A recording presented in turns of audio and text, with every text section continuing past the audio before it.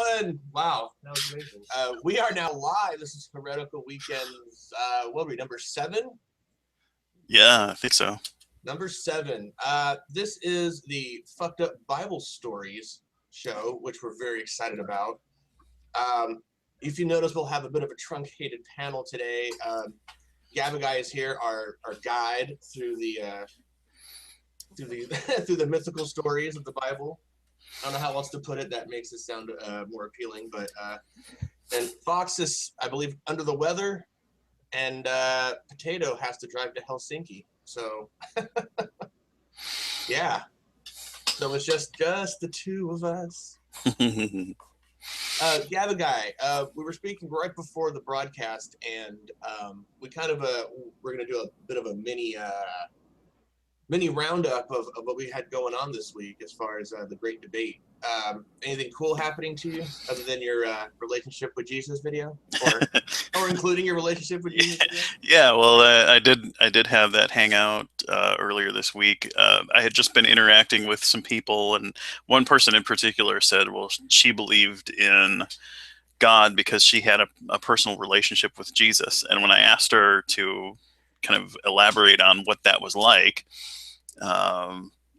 she indicated that things happened in her life that wouldn't have happened otherwise if it hadn't been for Jesus essentially pulling the strings, basically. And I commented to her, well, if you're not getting any information from this deity that you believe you have a relationship with, how, in what sense is it a relationship? I mean, I could have the same kinds of things happening if I had just a lucky charm. And so that was kind of the launching point. We invited some people in, and Seamus came in. He was the only believer that kind of showed up, and it was unfortunate because he had some things to say, but then before people could respond and interact with him, he bailed and kind of rage quit. I don't know. That was Really? disappointing, but it's there on my channel. And then I also recorded just a short one, primarily directed at believers, just asking them, what was the question this morning? Shoot. It was a two gods thought experiment. So if there were two kind of deities or entities, I suppose, powerful beings that presented themselves to you, and they both claimed to be the God of the Bible, the God of Abraham, Isaac, and Jacob, or if you prefer, there were two people or two beings that represented themselves as Jesus to you, and they gave you contradictory commands, how would you discern or distinguish and recognize which one was the real one? And I kind of give the example of, one of them tells you, love the children by building a hospital for them. And the other one says, it's the end of days. Armageddon is here. Pick up your sword and start killing people. I like that God. So, not me. He's great at parties. Yeah. Boy. So, and would you obey? And which one would you obey? So. Well, I can tell you, a lot of the dishonest, at least in my opinion, some of the guys on here on YouTube would just flat out deny the question because it's impossible to have two gods, and they know that. You know what I mean? Like, they would just dismiss the question altogether. Well, but one of them might be an imposter. No, but they would just deny the concept of there being two entities that came to you. You know what I mean? Right. Yeah, well, I kind of had someone already respond something along those lines, and I said, well, okay, so then forget that there's two. Let's just say that there's one being. How would you know whether or not that being was the genuine being? Because regardless of what it commanded you, you would have to make a decision as to whether or not to obey. And if something, it's hard for me looking in from the outside at the Bible and things. God commanded everything from kill all the women and children and babies and everybody, to love your neighbor as yourself. And if you have kind of a spectrum of commands that are that kind of varied, what could you possibly use to rule out a command being, or originating from the God of the Bible? Yeah, it's almost like it was pieced together from different stories. You know what's funny about the whole slavery thing to me is the dancing that goes on. It's not like it's not there, and it can be. You can literally open up the book and go, no, look, it's point at it and go, it's right here. It Right. it says right here. What's it? This isn't one of those like these this what am I thinking of? These conceptual things that could be a metaphor, that could be poetry, they could, you know what I mean? Like, no, it literally says right here, it's like the Slavery. Yep. IKEA instruction manual. The only thing missing is the pictures. And the dancing that goes on. No, it's what does Vekaloe say? It's the indentured servitude thing, Yeah. and all that stuff, and like that's any better. Right. But yeah, that's I haven't done videos in a while. I guess like we were talking in the pre-show, I do a lot more comments and stuff like that than I've had made videos because I've been just really lazy. Um, but but quite frankly, no one has really even said anything that's caught my attention. You know what I mean? Like I don't know how you guys find these new people. Like you were telling me about the Preach and Sean interviews. Um, where do you guys find these people to even communicate with? Is the question. I don't know. I watch other stuff, and I see the comments there, and I pretty much listen to Hangouts and YouTube videos all day at work while I'm doing my data entry and putting stuff together and answering emails and things. I've got something going almost all the time. So Okay. I have one mission other than and that mission honestly is to get Floyd to smile on camera because that guy never like smiles at all. Like he's so serious. oh yeah, well he's serious, but He's a super smart guy, and yeah. and I love to hear what he has to say. But he's like my antithesis in the sense that like I'm a goofball and kind of an a-hole in a sense, and he's like this really serious guy, and in his head, like if there was a thought bubble, I would imagine him going, look, you obnoxious asshole, can you shut up so I can make a point? I don't think he's thinking anything like that. But But yeah, he speaking of Floyd, he did a really good presentation in what's the Sokka accounts or Sokka accounts his weekly show. The topic was can non-believers interpret the Bible, and yeah, and Floyd had a really good and very informative PowerPoint that he did. So yeah, I'm glad how we moved along from just talking to full-on college lectures with PowerPoint now, because it seems to be the only way to get our point across clearly and concisely. Unless you're talking to G-Man, and then he just won't get it. Do you see the words? Yeah, maybe we need. Yeah, we need to use PowerPoint with G-Man to get him to actually focus in and see what we've said. And let me ask you a question. Yeah. Dude, Fox sent me a message last week. He re-listened to the show, and he goes, your impression of Arcane is spot on. Where I was doing my Arcane Logos imitation. Oh, and as a side note, because it is a new show, fuck you, Arcane Logos. Okay. Yeah. Anything else going on of interest, or do you want to get this show on the road? No, I think that's about it. I may do a hangout with Preach and Sean later tonight. I don't know if that'll turn out or not. I still he messaged me and I didn't see it for like about a week, and then I just responded to him today. So I don't know if it's going to pan out or not, but you can watch for that on my channel tonight if it does happen. What's his deal? Is he He's a believer. He's basically he's pretty much a fundamentalist. He's not like kind of off the deep end as far as getting on here and I don't know, getting riled up and stuff. But he's we're supposed to discuss slavery in the Bible, and so we're gonna kind of go through. I did a PowerPoint video on biblical slavery probably 2 months ago now, but which is how this hangout initially kind of was talked about or whatever, and so anyhow, we're going to kind of go through the items in that and discuss them. Like I was saying in our little pre-show, you know, it's a lot of dancing involved for me. It's like us or you or whoever showing in the Bible all about.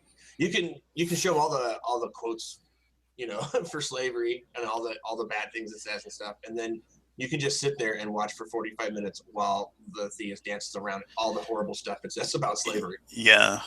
Well, and like I was in a hangout with a G-man talking about slavery once, and he was, I told him, I said, look, it says right here, you can beat your slave, and unless he, as long as it's not so bad that he can't get up for 2 days. So if you beat him bad enough so that he's out of it for a day and a half, you have knocked this guy down and he cannot stand up for a day and a half.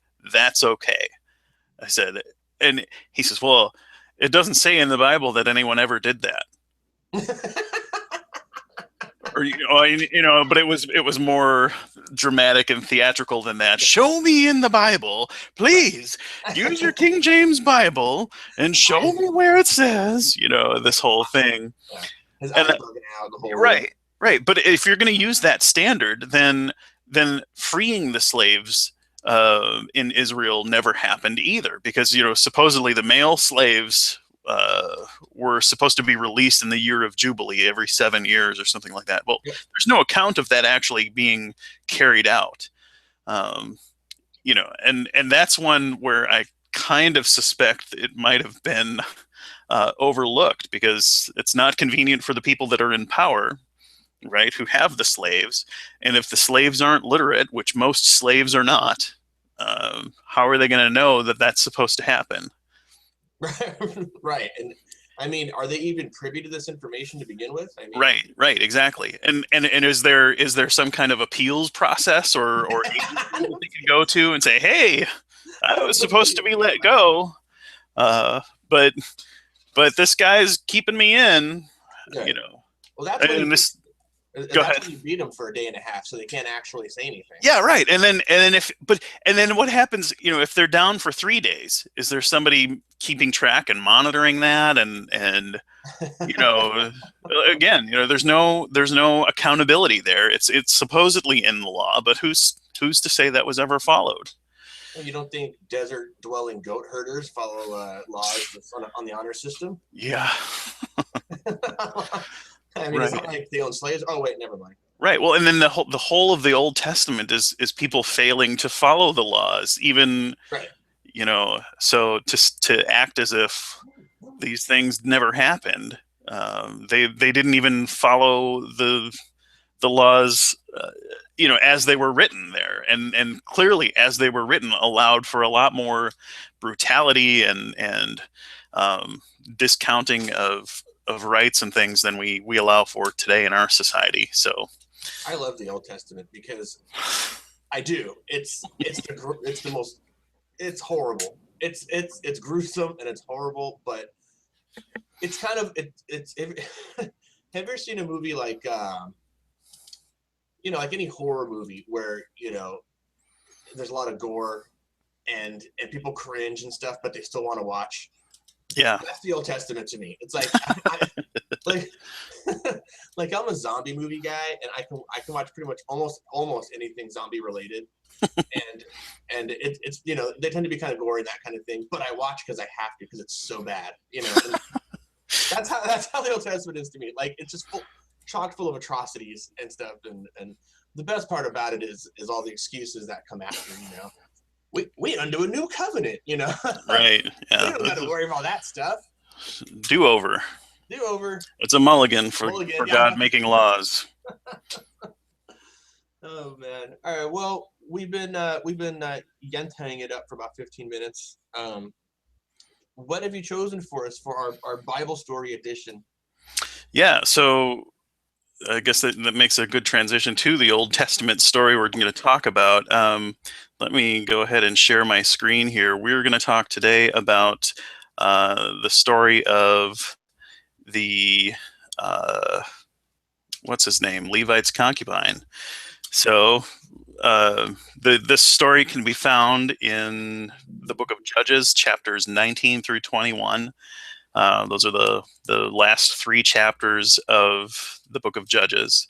And I wanted to give just a little bit of the background of the book of Judges for context or whatever.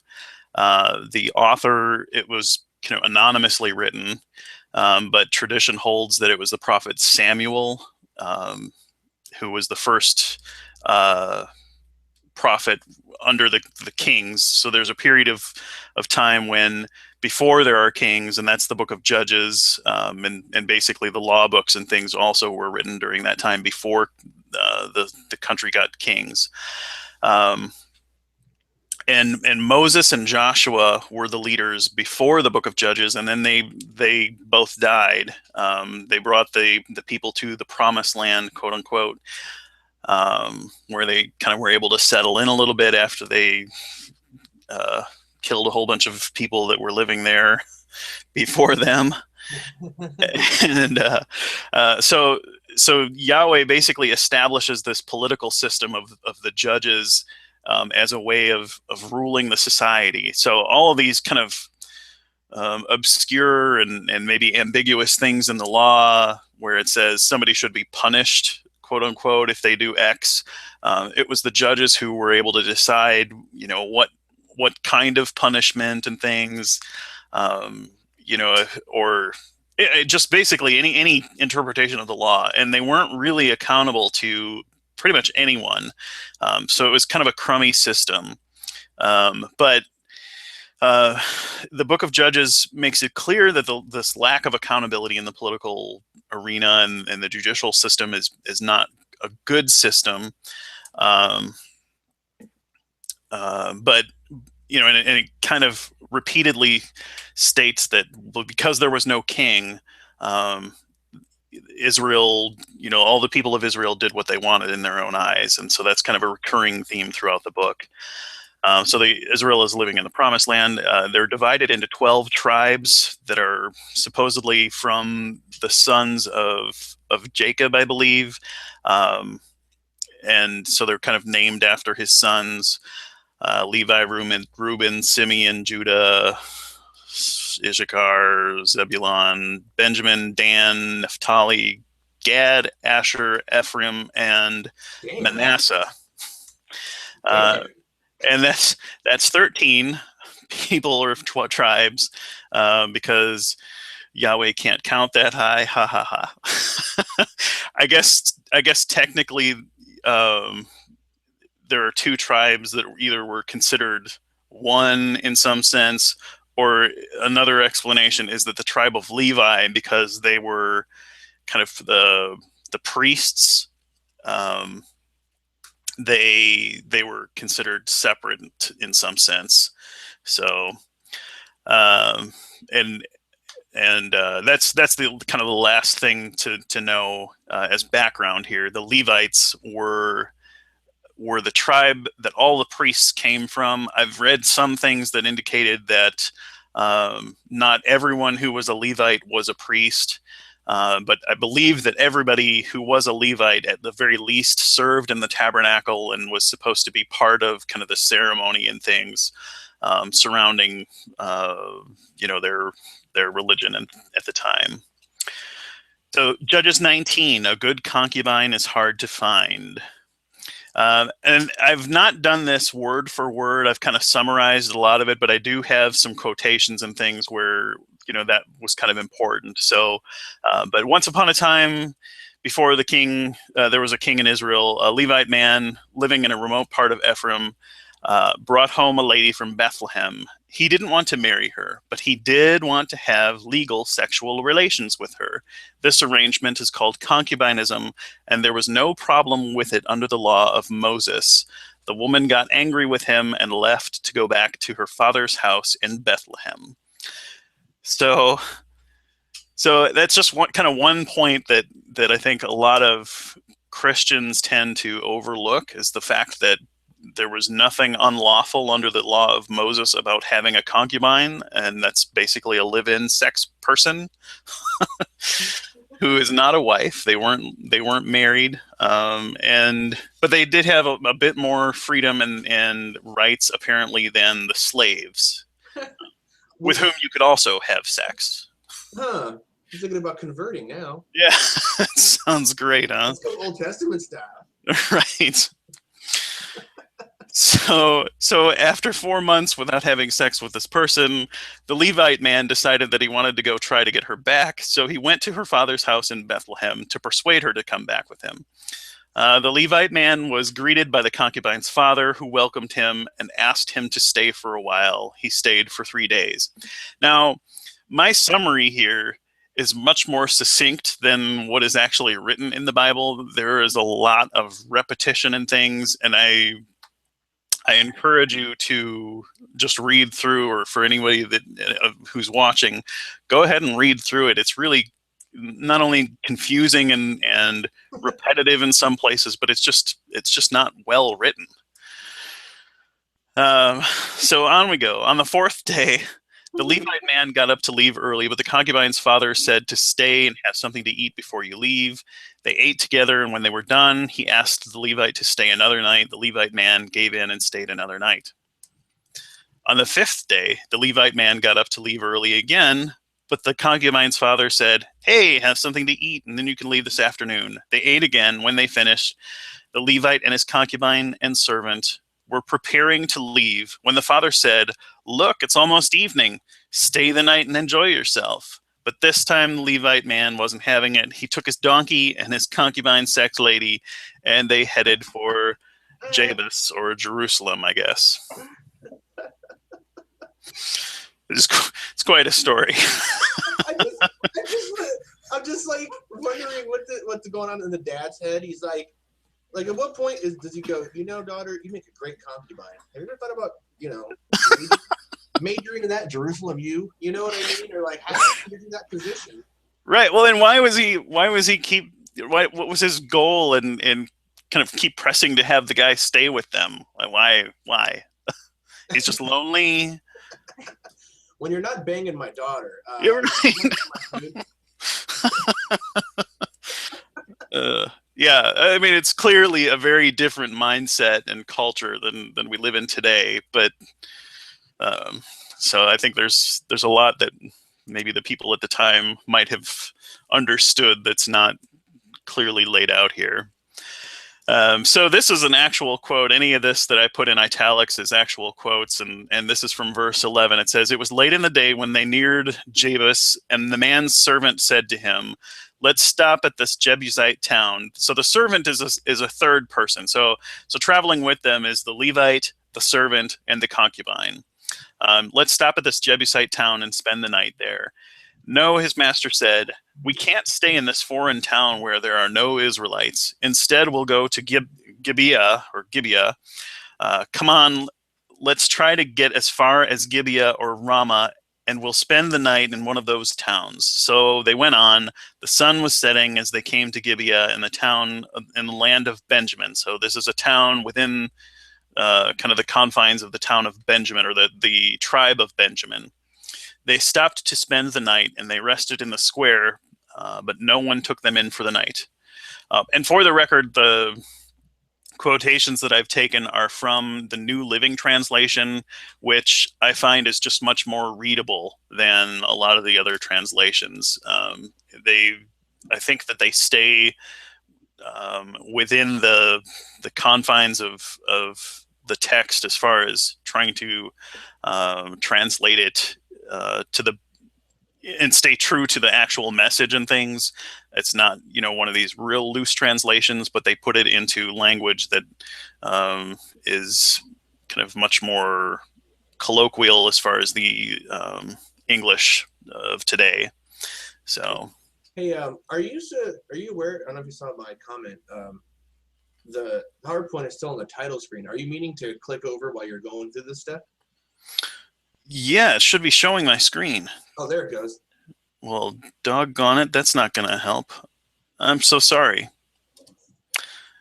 Thanks for letting me know that. You're So, on such a roll. I didn't want to stop you. Like, no, I'm glad you did. Well, that sucks. Did it show me clicking through things there? No, it's been on the title screen this whole time. Grr. I thought you were doing it on purpose. No. It's fine. I mean, you got your point across very clearly. So Okay. Well, let me just show. I'll do this. Let's see if that works better. Share entire screen. Okay. Can you see the advancing of the slide now? Yeah. Okay. Good. All right. So that evening, an old man came from his home. Was coming home from his work in his fields. He was from the hill country in Ephraim, which, if you'll remember, is where the Levite man was from. But he was living in Gibeah, where the people were from the tribe of Benjamin. When he saw the travelers sitting in the town square, he asked where they were from and where they were going. So the old man from Gibeah offers his home to the group, and they accept. They go to his house, they feed their donkeys, and he's offered them food and drink. So this is where the story kind of becomes a bit more dark. As opposed to well, just kind of odd before this, I suppose, with concubines and things. But so as they were enjoying themselves, a crowd of troublemakers from the town surrounded the house. They began beating on the door and shouting to the old man, "Hey, bring out the man who is staying with you so we can have sex with him." The old man stepped outside to talk to them. "No, my brothers, don't do such an evil thing, for this man is a guest in my house, and such a thing would be shameful. Here, take my virgin daughter and this man's concubine. I will bring them out to you, and you can abuse them and do whatever you like, but don't do a same shameful thing to this man."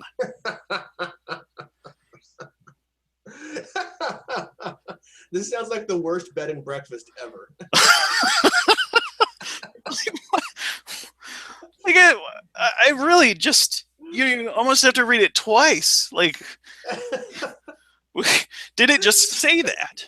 Did it just say, that these troublemakers are beating on his door saying, "Hey, let us have this guy, bring him to us so we can have sex with him." And the guy says, "No, don't do that evil thing. Here, rape my virgin daughter and this guy's concubine." I get so caught up in the daughter and concubine. I kind of overlooked the idea, like, why would they want to rape the man first? Right? Yeah. Why would he be the first choice? Well, you haven't seen this guy. Maybe he looked like Brad Pitt from Legend from the Fall.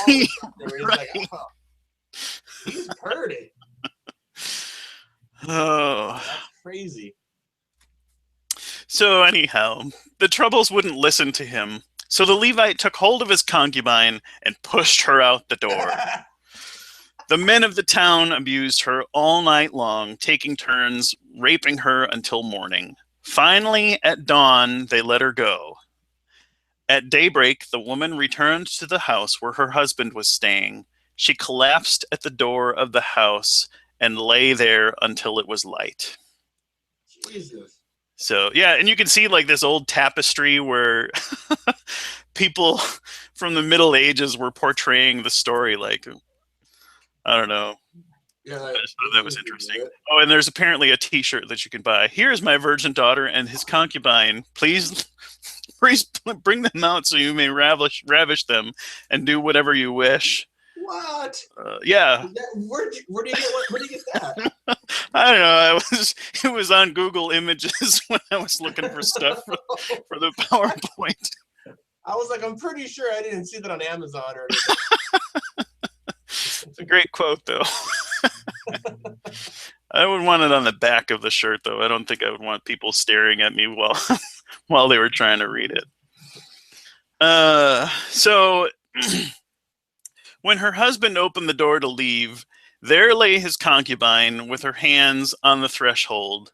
He said, "Get up, let's go." But there was no answer. So he knows that she's been out there all night long being raped. Right. She's lying at the door, face down, and he's like, "Come on, let's go." He's all, just walk it off. It'll be fine. Right. There was no answer, so he put her body on his donkey and took her home. Well, I wonder what happens next. Oh, jeez. When he got home, he took a knife and cut his concubine's body into 12 pieces, then sent one piece to each tribe throughout all the territory of Israel. Everyone who saw it said, "Such a horrible crime has not been committed in all the time since Israel left Egypt. Think about it. What are we going to do? Who's going to speak up?" Now, I'm wondering if they had just raped her all night long, and he wasn't sending out, dismembered body grams, would the outrage be there? If he just said, "Well, these guys raped my concubine all night long, what are we going to do about it?" If they'd have been like, "Well, that happens." Yeah. Well, I mean, I think we all know by this point that they didn't exactly view women, in a very positive light. Yeah. So it kind of almost seems like your neighbor used your lawnmower, didn't tell you. You know what I mean? Like, right. He borrowed my lawnmower. Like, he didn't even tell me. Yeah. That kind of thing, But yeah, is there any historical or anything background on the chopping of the body parts and all that, or? Well, this is all I've got. I mean, that's from this text itself. So I would love to hear someone try to rationalize that. Yeah. Let me ask you a question. You actually see the 12 body parts being chopped up. How would you even? Well, I guess maybe it was supposed to be evidence that it had actually been killed, but it doesn't really say in the text that she was dead before he chopped her up either. He just, she's not answering when he finds her on the threshold, and he throws her over his donkey, carries her home, and then the next thing he's chopping her up. Yeah, but it also doesn't say whether she's dead, right? Right. No. Yeah. I'm sure she's dead by the time he's chopped her up, though. Well, right. And then how does if he sends that out, the body parts, how do they know that that's from that actual from that actual person? I mean, assuming there's a point, but right. Yeah. Do you get an arm and go, "Oh, look, it's Sally's arm. I recognize that anyway." Sally the concubine. Sally the concubine. She always had lovely feet. Now I have one on my mantle. You know what I mean? Yeah, it's really gruesome. So my comment here is, I'm sure they'll come to a rational, measured, and just solution as this country of Israel. So this is the end of that chapter. The points so far: terrible writing, it's repetitive, there's really stupid dialogue, there are unnecessary details, and then there are missing details where they would help. And just terrible social norms. Gang rapers that are called a group of troublemakers. It's okay to rape the daughters and the concubine, just not male guests. I mean, it kind of leaves also the question, like, well, if he's not your guest, is it okay if they just found him in the street on the square? Because that's where they were originally. Would the group of troublemakers have been free to rape away? And there's clearly no compassion for the women in the story, even the virgin daughter who is offered up. So I just it's numbingly horrific. The sad part about the synopsis at the end is you can take that synopsis and almost apply it to any other story. I mean, this is a theme throughout the entire Bible. Yeah.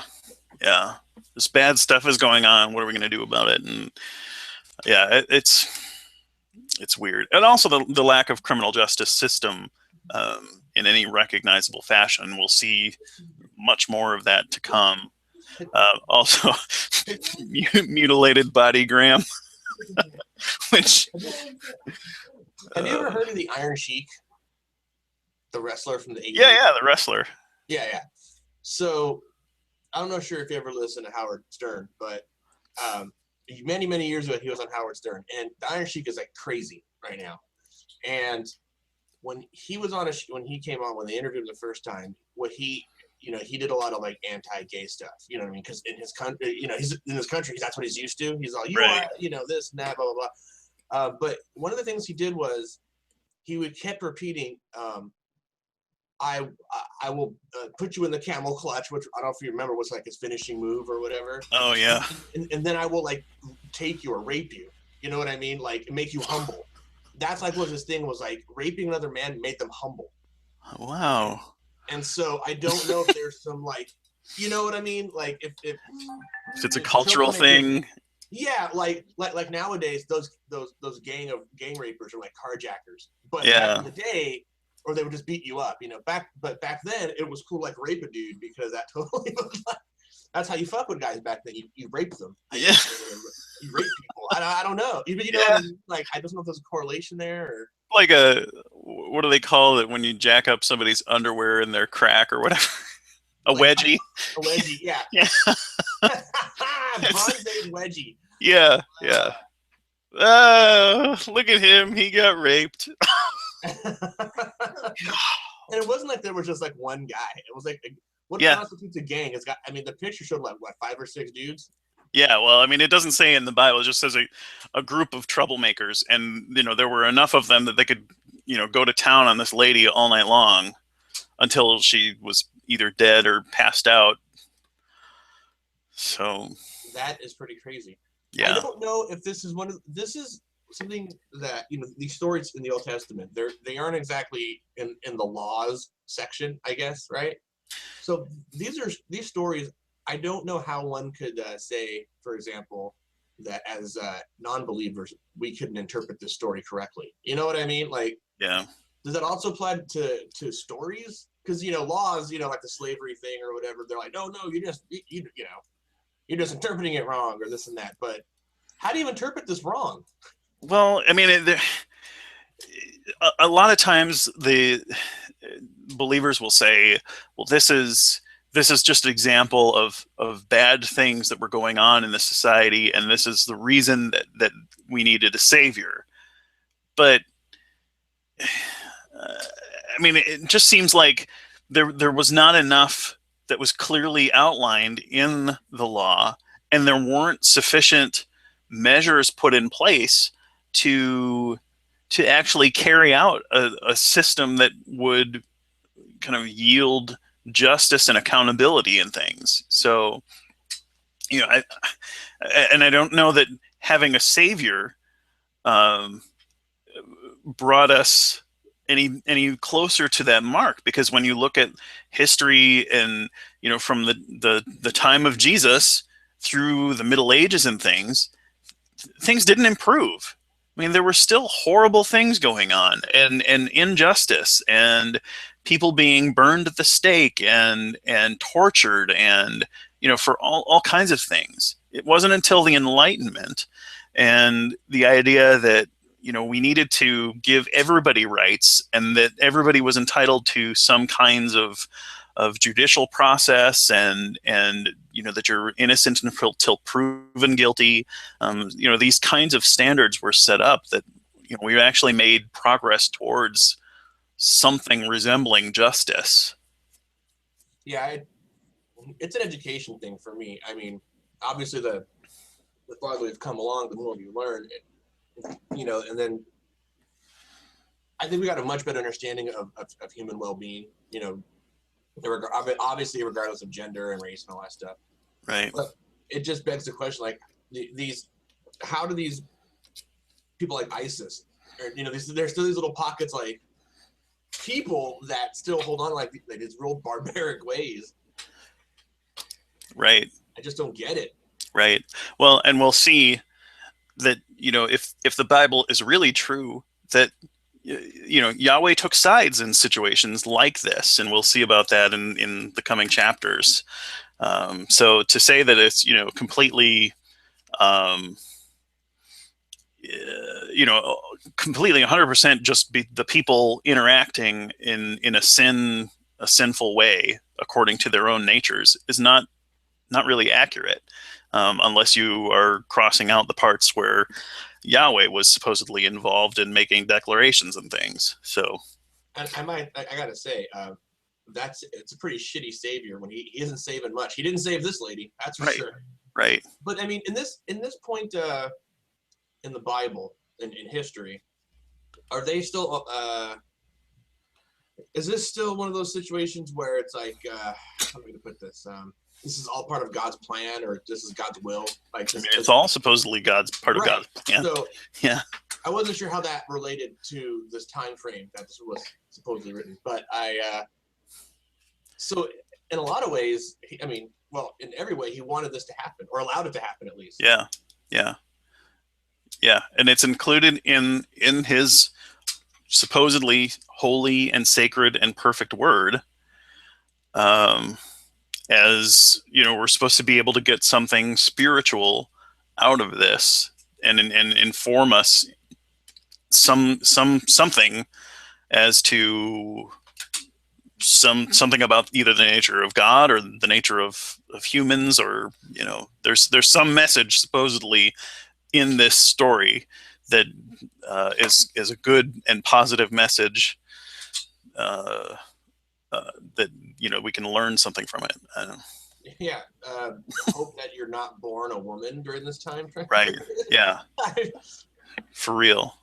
Because to me, it seems like the only reason that this was even an offense at all is because the woman was killed in the process, and now this guy's not going to be. He's not going to have his sex lady anymore. They've ruined his sex lady. It's okay to borrow her for a night, but he didn't give them permission to kill her. He paid good money for that sex lady, didn't he? Yeah. Like, maybe because maybe the lesson here, since women are basically property anyway, maybe this guy's pimp hand wasn't strong enough to where he could keep a hold of his concubine. You know what I mean? Like go back in time to like the early '90s, right? And let's say you were in like Snoop Dogg's crew or whatever, where he was like pimping hoes, quote unquote, and all that stuff. And your pimp hand wasn't strong, and like your hoes were like, if you, and you know what I mean, and you lost your stable, like dude, someone like Snoop or another pimp will take his shoe and beat you with it, and go, you know what I mean, like handle your women. I mean, maybe that was a thought process. It was a story to tell this dude, like, hey, look, you're not keeping track of your concubine right here correctly. Look all the trouble it caused. I'm not saying it's right. I'm just saying, like, I don't know. I'm trying to find some reason that would fit with the thought process of the time, I don't know, heathen, maybe. I like how you totally distance yourself from that comment.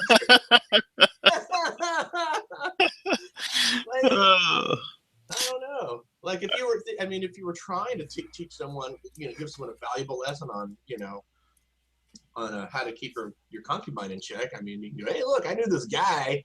He had to travel all the way across this other town, and right. Blah, blah, blah. Yeah. You don't want to do that. Keep him chained up. It's so much easier. Yeah. If he'd have locked her up, the whole thing could have been avoided, right? Yeah. I mean, is this is this the end? The end of this chapter? Is there more in this particular PowerPoint? Yes. Yeah. Oh, okay. Yeah, I'm gonna try and take us through to the end of this. There are 2 chapters left. They'll go by more quickly. Okay. Yeah. He says, "Oh snap! I didn't mean rape her to death. This is really bad." So, Judges 20. Here comes the war. All the tribes and leaders gathered in the presence of Yahweh. So Yahweh is there, and they are in His presence at Mizpah, including 400,000 warriors armed with swords. The Levites recounted the Levite man recounted the story for the people who gathered. He told them about what had happened while they were staying in Gibeah, a town belonging to the tribe of Benjamin. He urged them to decide what to do about it. And all of the people rose to their feet in unison and declared, "None of us will return home, no, not even one of us. Instead, this is what we will do to Gibeah. We will draw lots to decide who will attack it. 1/10 of the men from each tribe will be chosen to supply warriors with food, and the rest of us will take revenge on Gibeah of Benjamin for this shameful thing they have done in Israel." All of the Israelites were completely united, and they gathered together to attack the town. Seems legit. Yeah. Yeah, well, and there's obviously there's no trial. They're not guilty parties brought forward to say, okay, these are the individuals who did it. Their whole wrath is aimed at this town, and clearly the whole town didn't do it. So Judges 20 verses 12 through 21, the Israelites sent messengers to the tribe of Benjamin with demands that they give the troublemakers from Gibeah over to the rest of the tribes for execution. And and nothing says justice like an angry mob execution, right? So the Benjamites wouldn't listen. 26,000 Benjamite warriors with swords and 700 elite left-handed slingshot experts. This is not a quote, but that's what it says. Gathered in Gibeah. So these are the defenders. So Israel, the rest of the tribes have 400,000 warriors, and Benjamin has 26,000. And 700 of those are left-handed slingshot guys. So bear that in mind. Nothing strikes fear in the heart of an enemy army than left-handed slingshot experts. Right. So before the battle, the Israelites went to Bethel, which is where the Ark of the Covenant is. It's the holy place, and asked God which tribe should go first to attack the people of Benjamin. So they're looking for his counsel and his blessing, basically. And Yahweh tells them Judah is to go first. So he is endorsing this attack on the village or on the town, and says the tribe of Judah should go. So the Israelites left early the next morning and camped near Gibeah. Then they advanced toward Gibeah to attack the men of Benjamin. But Benjamin's warriors, who were defending the town, came out and killed 22,000 Israelites on the battlefield that day. How do they even account for that fact? It says so in the Bible. But I mean, most of these people were illiterate. Right. Yeah. They took a census. Who's not here? Who's absent today? Figure, you know what I mean? Like, they called out on the part in the beginning. So they didn't they? Yahweh was there in the very beginning in that first slide. Yeah. He was Yeah. Yeah. He said go get them, and then they're routed. 22,000 people are killed. Nice. So we've got the death of the concubine, which causes now 22,000 people to be killed. Rather than Yahweh could have just zapped those guys, right? Right. Anyhow, onward. The Israelites regrouped and then went to Bethel to weep before Yahweh and ask if they should go fight again. Yahweh said, yeah, go out and fight against them. So the next day they went out to fight again against the men of Benjamin. But the men of Benjamin killed another 18,000 Israelites, all of whom were experienced with the sword. What? So, yeah, so total of 30,000 people now have been killed. And these are the good guys who are obeying Yahweh and following his commands and trying to carry out justice. And he doesn't have their back. It's how many? It doesn't say how many men the Benjamites lost, right? No, not here. They do lose some later, and it tells about that. But I mean, reading the text literally as is, you'd take it that they left or lost nobody. Right. So yeah, That's amazing. yeah. So the Israelites went back to Bethel, where the Ark of the Covenant was located, to fast and burn offerings to Yahweh, because he likes people to kill things and not eat. And they asked Yahweh again if they should attack the third time. Yahweh says, "Yes, go tomorrow, and I will hand them over to you." At this point,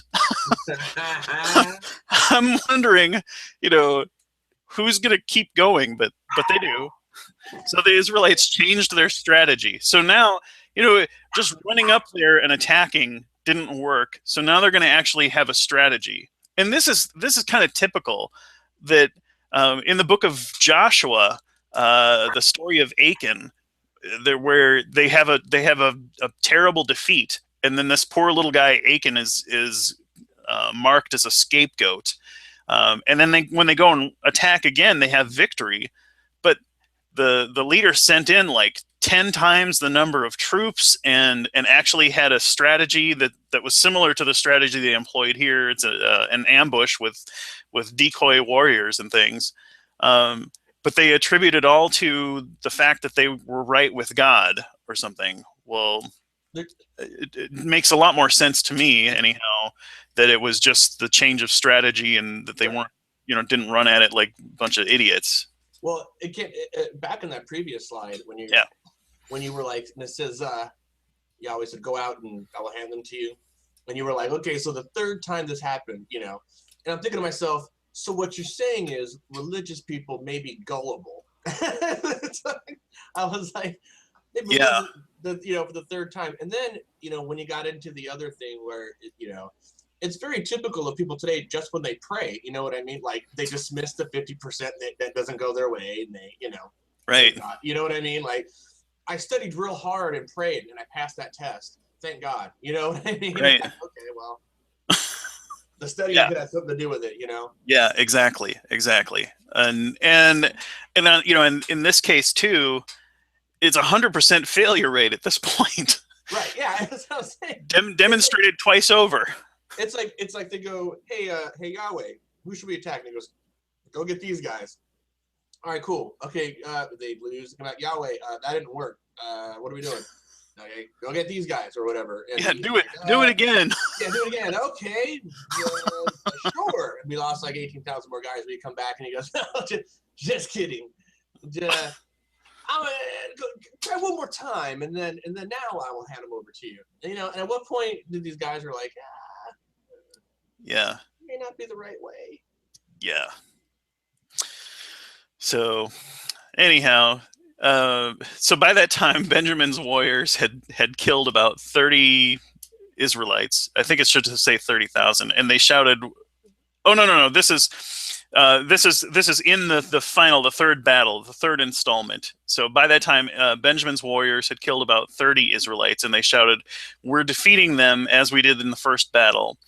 But then the warriors of Benjamin looked behind them and saw smoke rising from the sky, because the rest of Israel had kind of gone in behind them to sack the city while their warriors were out fighting.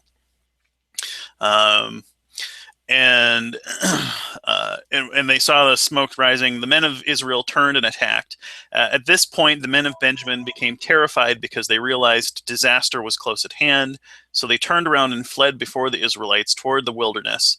They could not escape the battle, and the people who came out of nearby towns were also killed.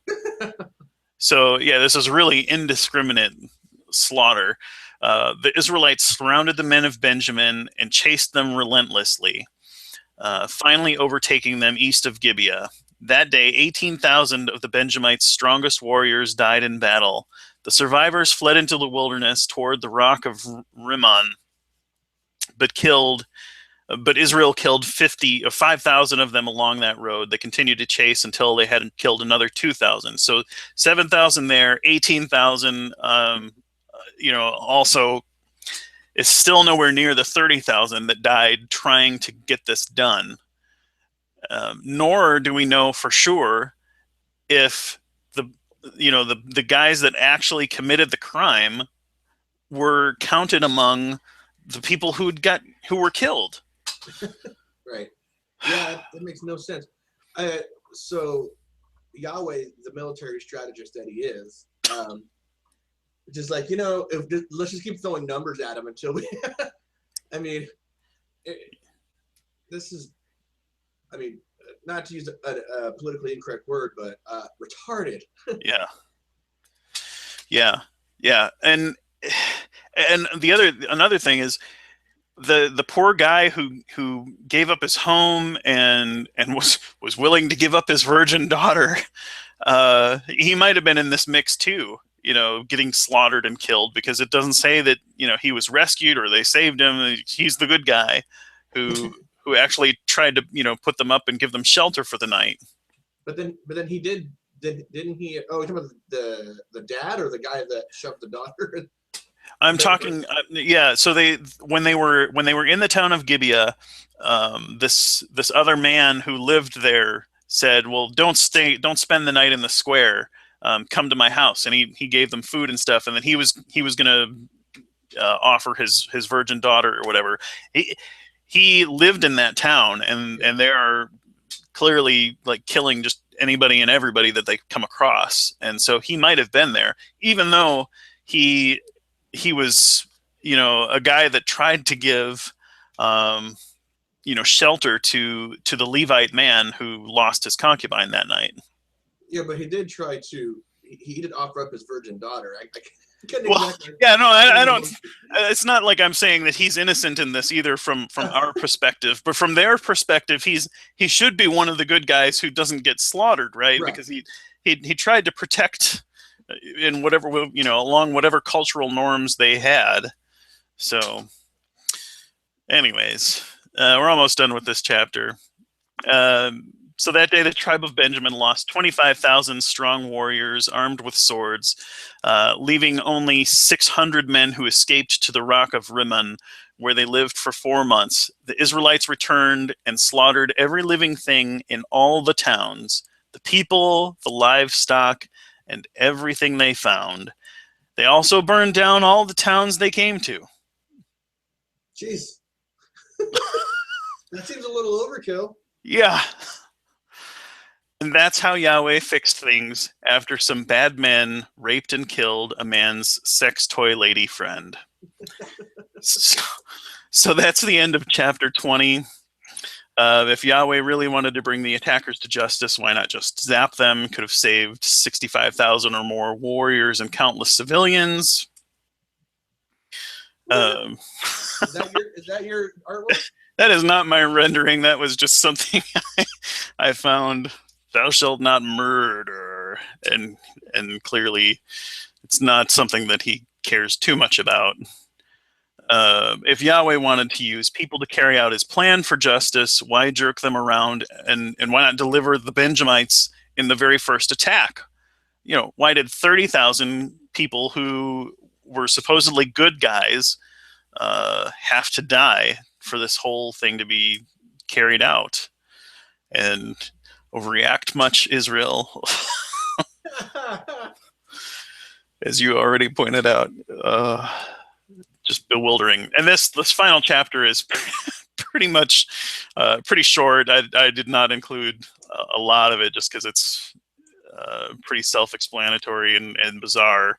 So back when Israel had convened at Mizpah, they had apparently taken vows never to give their daughters in marriage to any man from Benjamin. This was not included in the information in the previous chapter where that kind of stuff was going down, but it's included in this chapter 21. After killing off nearly the whole tribe of Benjamin, they felt really bad about it. They went back to Bethel to weep and pray to Yahweh. They built an altar, and I don't know why they had to build a second one, because they'd already built an altar and made sacrifices there. They sacrificed offerings on it. In the verse 3, that says, "Oh, Yahweh, God of Israel," they cried out, "why has this happened in Israel? Now one of our tribes is missing from Israel." Another oath that they swore at Mizpah was that anyone who refused to join their attack would be put to death. They realized that the tribe of Jabesh Gilead was marked absent on the attendance sheet. So the assembly sent 12,000 of their best warriors to Jabesh Gilead with orders to kill everyone there, including women and children. This is what you are to do, they said. Completely destroy all the males and every woman who is not a virgin.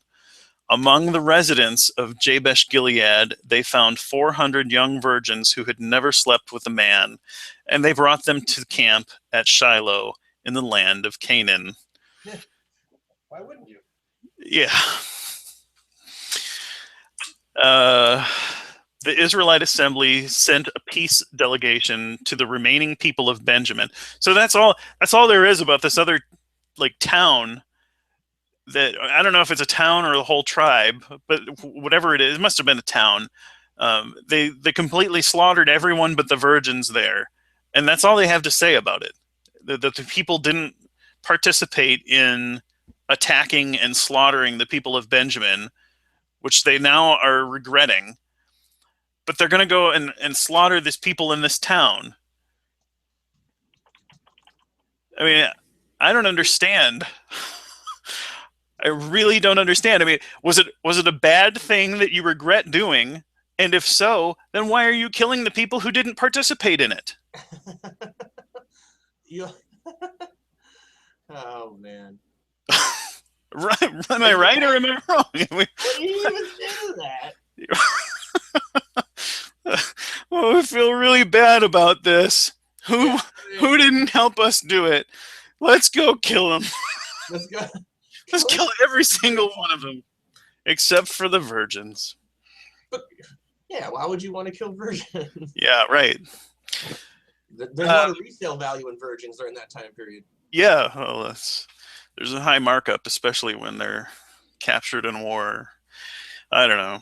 The men of Benjamin returned to their homes, and 400 women of Jabesh Gilead who had been spared were given to them as wives, but there were not enough women for them all. Then the people felt sorry for Benjamin because Yahweh had made this gap among the tribes of Israel. So now it's Yahweh's fault. I mean, how can you read this and think that this is the inspired, perfect word of an all-knowing and all-powerful deity? Right, and isn't he supposed to be all good and all that stuff? So why even how could they even feel bad about it? I mean, was it wrong for them to feel bad about it if this was Yahweh's will? That's what I'm. Yeah, that's Yeah. what I'm saying. Yeah. What? You're not a believer now? Like, right. So the leaders of the assembly asked, "How can we find wives for the few who remain, since the women of the tribe of Benjamin are dead that we killed? There must be heirs for the survivors so that an entire tribe of Israel is not wiped out. But we cannot give them our own daughters in marriage because we have sworn a solemn oath that anyone who does this will fall under God's curse." Clearly, they logic a lot. They logic real good. That's D-man logic. Yeah. The solution for the wifeless Benjamites was to have them hide in the vineyards until the young women of the town of Shiloh came out to dance at the annual festival of Yahweh in that town. They told the Benjamites to run out and grab a virgin there to be his wife. What? Right. When their fathers and brothers came to us in protest, come to us. So they were worried about, okay, what do we tell the people of Shiloh when they find out we told the Benjamites to take their daughters as they're going out and dancing in the vineyards? And they'll say, "Please be sympathetic. Let them have your daughters, for we didn't find wives for them all when we destroyed Jabesh Gilead, and you are not guilty of breaking your vow, since you did not actually give your daughters to the men in marriage." Oh. Like, this is the best loophole ever. Right. It's We're gonna find perfect. a way to sanction kidnapping. And, wow. Yeah, everybody wins. except except for the daughter. Everybody Yeah, well, they're not really people.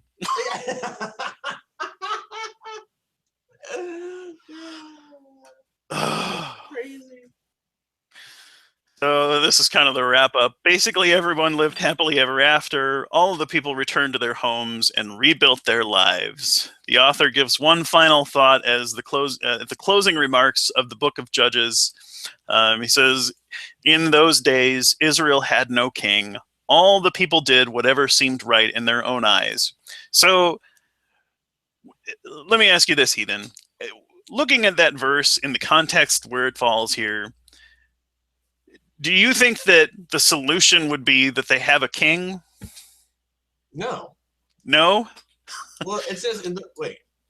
It says in those days, okay. It says they have no king, even though they took their orders from Yahweh. I guess. Well, Right.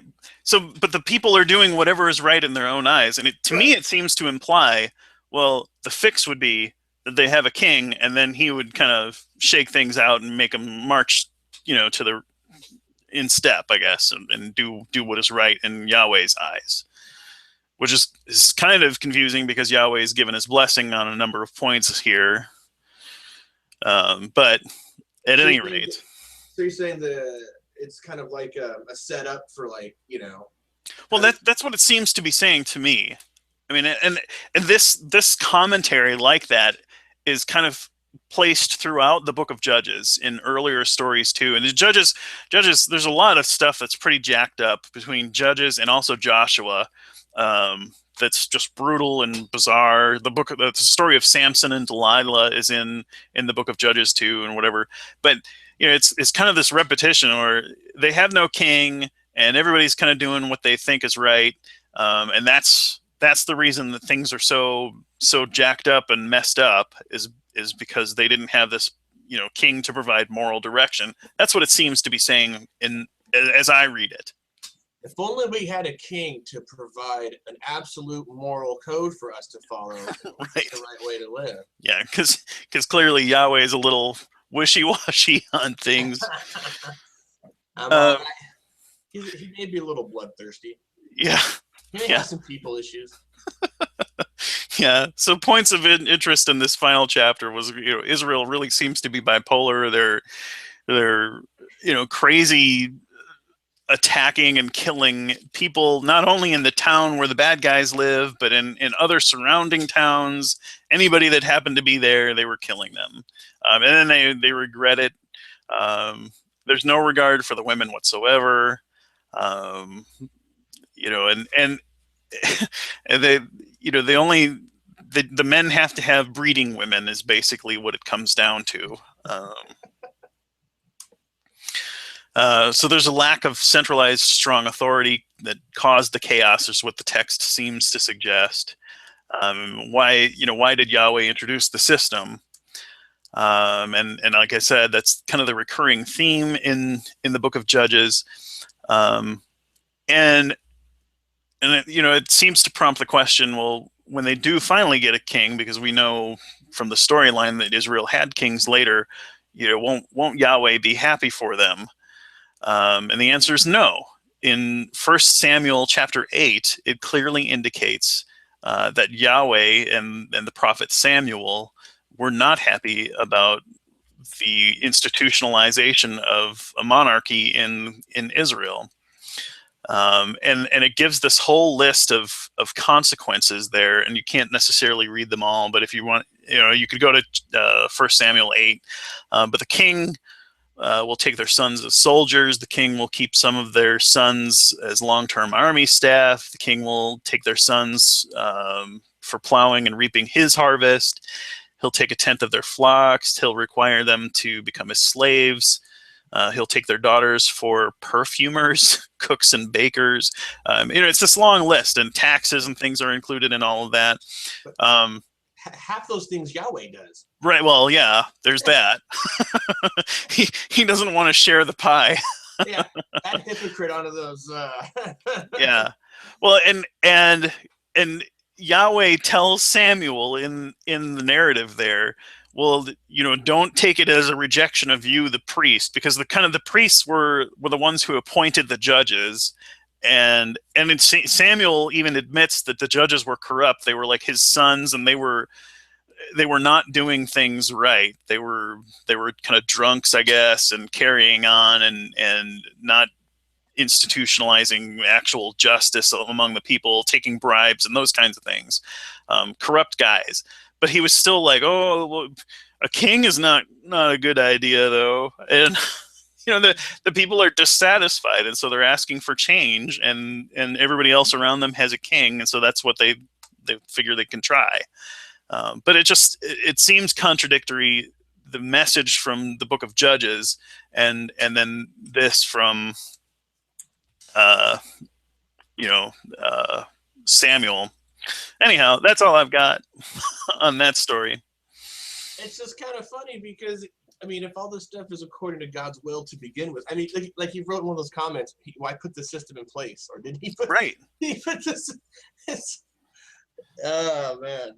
Yeah, and if this is the ideal situation, this is his government that he puts in place, these are his laws, why is it that when we look at them, there's no way in hell that we would ever want to institutionalize those things today in our society? Right. What we have today is so far superior as far as our justice system, our laws, everything. It just the fact that we have protected rights, that we have habeas corpus, that we have all of these different things that limit the government, that create accountability in the system. It's so much better. Yeah, even the people in the story felt bad. Yeah.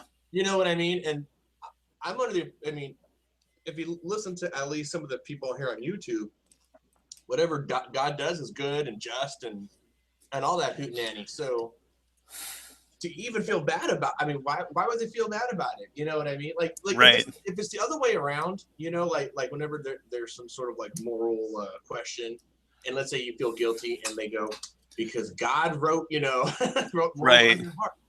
You know what I mean? Like, isn't this the case of an opposite effect? I mean, granted, this is a story, but did some horrible shit, and then like they're like, you probably fucked up on this. Now, granted, they didn't find their solution wasn't all that great, but yeah. Well, and if Yahweh knew, I mean, Yahweh supposedly knows what's going to shake out from this.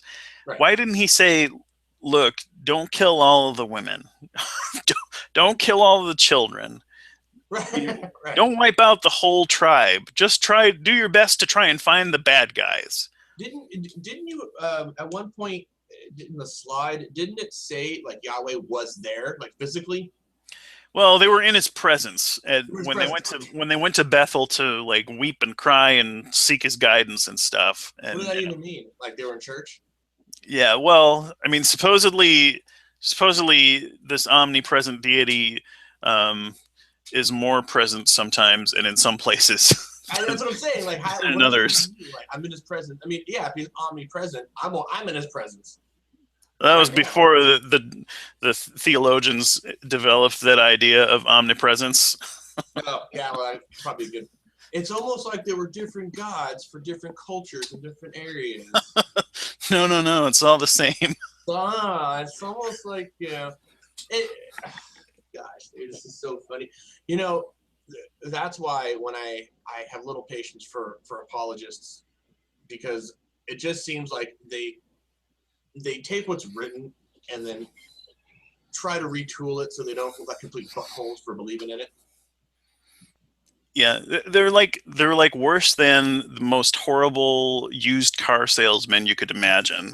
Right. It's like, oh, well, the engine sounds pretty crappy. It's kind of rattling and bad.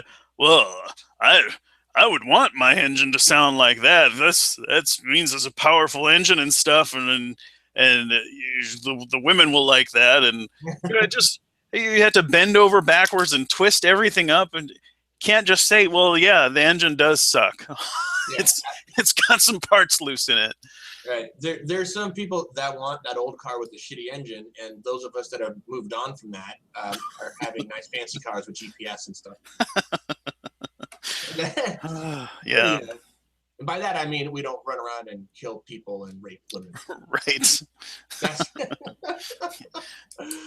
oh man. Yeah, but I guess by the time you get to the point where you are able to admit, well, yeah, that doesn't make a lot of sense, and things, you probably on your way out of faith, Yeah. which is just reading these Old Testament stories and trying to understand what to make of it even was a big part of the final straw that made my faith crumble.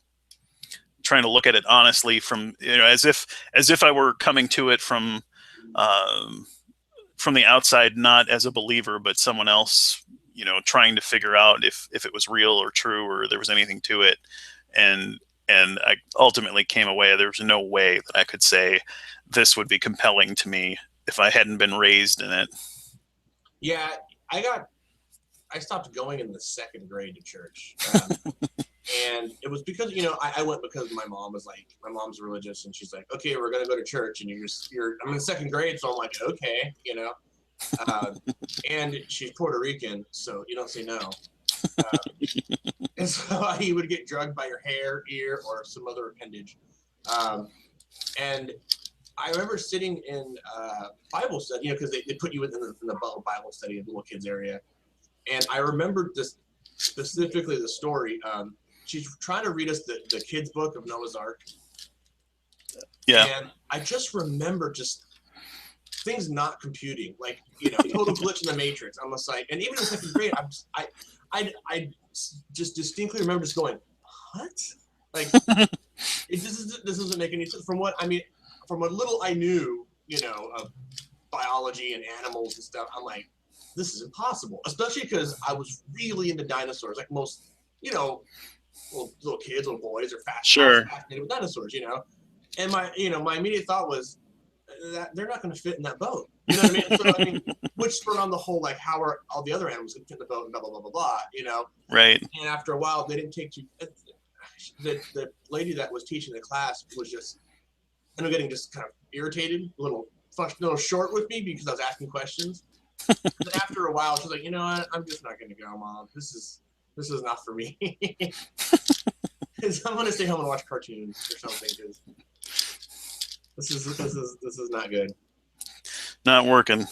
Yeah, no, it's not. Yeah, it totally wasn't. And to this day, she's that way. But I like this show a lot. This episode. I don't know how you felt about it, but I had a good time. How long did it take you to do the PowerPoint? I used last Sunday afternoon to throw that together. I'd like to do this again with Fox and Potato. Yeah. I'm sure you have something else in mind. Yeah, there's a lot of material there. I mean, I would love to have, I don't know if you know any like semi-rational theists, to point them in the direction of this video and ask them to get their take on what we said. I'm sure there are a lot of people who think that they are rational theists, and it's funny. I had this discussion about God's plan with my girlfriend last week. Here's what she was taught, right? So I'm under the impression that nothing in existence happens outside of God's will, right? Yeah. God has his hand in everything that happens and will happen. God knows everything that will happen and will happen. So when they say God's plan, they don't mean it as they see it differently. They see it as imagine in New York, the subway, the charts in the subway where they all there's lines, they'll branch off and go different ways. So what she was taught was God's plan is one specific line that goes all the way through with many, many choices. So when they say God's plan, it means we can make wrong choices, but God ultimately has a plan. That make more sense? Yeah. But I can't get around the fact that if God knows everything that's going to happen, do those choices really exist? Because he's made you in a way to make those choices. Yeah. Good. I mean, it's a good question. I've heard it. I've heard it explained a couple different ways. I mean, there's that, but then there's also like we have choices within that plan, and that no matter which way we go, we'll end up at the same place ultimately. So, and it's kind of one of those things where it's, he's gonna do what he has planned with you or without you. And you can be his buddy if you decide to do it with him. If you decide to do it with God. Right. But if he's made you a believer, do you really even have that choice? I mean, he's made you that. Yeah, well, then I mean, you get into the tensions with free will and stuff, and whether or not you could even make that choice to be a believer. That's a rabbit hole. Yeah, that's a big Gavagai hole. That's a big Gavagai hole. Well, anyway, this has been fun. We're about at the hour and 20 mark. I think this is a good place to stop for next time. Sure. Any other previews for next time, next show, in a couple weeks? Anything in the whole noggin there? Well, I don't know. We got a lot of different ways we could go, so we'll come up with something good. Awesome. For everyone watching, or will watch, the next show will be on the 26th. We should have Potato and Fox back. Hopefully by then, unless something happened in Helsinki or Fox is still sick. I really like this show a lot. I'm not really familiar with a lot of the Bible stories, so for me, it's just it's educational, but it's also hilarious. Not that murder and rape is hilarious, but the whole thought process, and then the ad hoc rationalizations that come after that. Is what's funny to me. So, you have any last words, Gabby, before we go? No, had a good time. Look forward to the next one. Awesome. We'll see everyone April 26th. Have a good one.